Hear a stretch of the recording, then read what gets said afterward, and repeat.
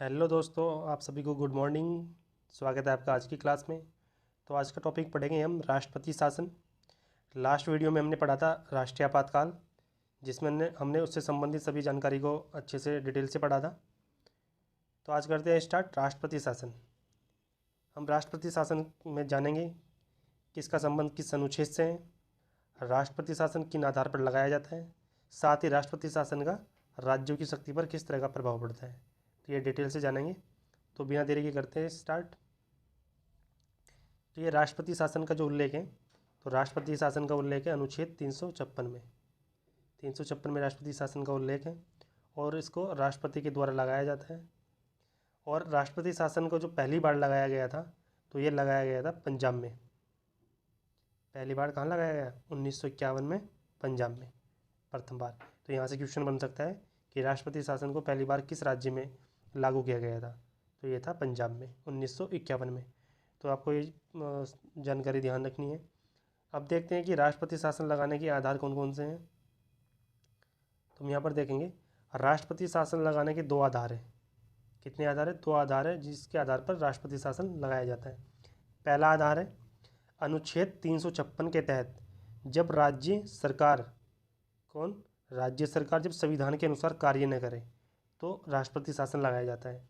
ये था पहला आधार। दूसरा आधार है अनुच्छेद 365 के तहत यदि कोई राज्य सरकार केंद्र सरकार के निर्देशों का पालन न करे। यहाँ इसका मतलब ये है कि अगर केंद्र सरकार किसी तरह का कोई भी निर्देश देती है राज्य सरकार को और वह मानने से इनकार कर देती है राज्य सरकार, तो भी राष्ट्रपति शासन लगाया जा सकता है अनुच्छेद 365 के तहत। तो ये दोनों आधार पढ़ लिए हमने कि किन किन आधारों पर राष्ट्रपति शासन लगाया जा सकता है। पहला अनुच्छेद 356, दूसरा अनुच्छेद 365। तो ये थे राष्ट्रपति शासन लगाने के आधार। अब देखते हैं राष्ट्रपति शासन के लिए संसदीय अनुमोदन की आवश्यकता और उसकी समयावधि। तो राष्ट्रपति शासन के लिए जब उद्घोषणा कर दी जाती है राष्ट्रपति द्वारा राष्ट्रपति शासन की, तो उद्घोषणा के 2 माह के भीतर यानी 2 महीने के भीतर संसद के दोनों सदन कौन से? लोकसभा और राज्यसभा। इन दोनों सदनों द्वारा अनुमोदन हो जाना चाहिए, तब यह राष्ट्रपति शासन लागू रहता है आगे के समय में। तो 2 महीने में क्या करना होता है? अनुमोदन। ये ध्यान रखना है आपको। साथ ही जब ये अनुमोदन लागू हो जाता है, ये अनुमोदन जब लागू हो जाएगा तो अनुमोदन मिलने के बाद ये 6 माह तक राष्ट्रपति शासन जारी रहता है। कब तक? 6 महीने तक जारी रहता है अनुमोदन मिलने के पश्चात।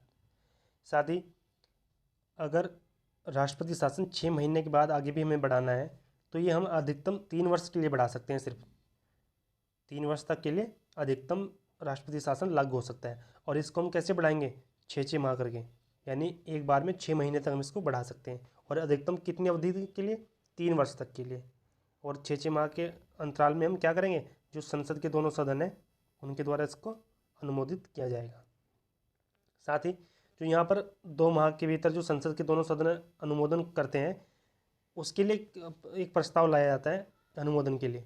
जो अनुमोदन का प्रस्ताव लाया जाता है ये सामान्य बहुमत से पारित किया जाता है।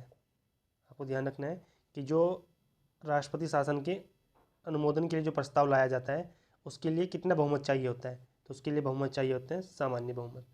तो आपको ये ध्यान रखना है। अब देखेंगे यहाँ पर कि राष्ट्रपति शासन के क्या परिणाम होते हैं, यानी राष्ट्रपति शासन जब लागू हो जाता है तो उसके क्या प्रभाव होंगे, ये पढ़ेंगे हम यहाँ पर। तो पहला प्रभाव क्या पड़ेगा कि राष्ट्रपति राज्य सरकार के कार्य अपने हाथ में ले लेता है।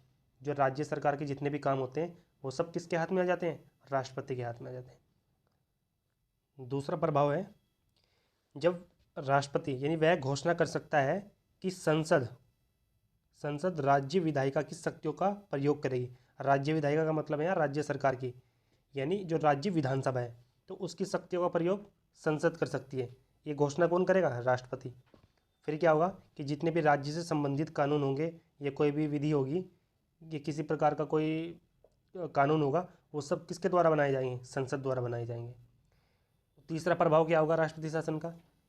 यहाँ पर राष्ट्रपति राज्य की मंत्रिपरिषद को भंग कर सकता है, यानी राष्ट्रपति है और राज्य की जो मंत्रिपरिषद होगी उसको भंग कर देता है या भंग कर सकता है।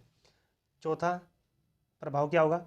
राष्ट्रपति विधानसभा को विघटित कर सकता है, यानी विधानसभा जो है जितने भी सदस्य उसमें बैठते हैं उसको क्या कर सकता है, विघटित कर सकता है। विघटित हो जाएगी तो फिर क्या होगा, चुनाव दोबारा होगा।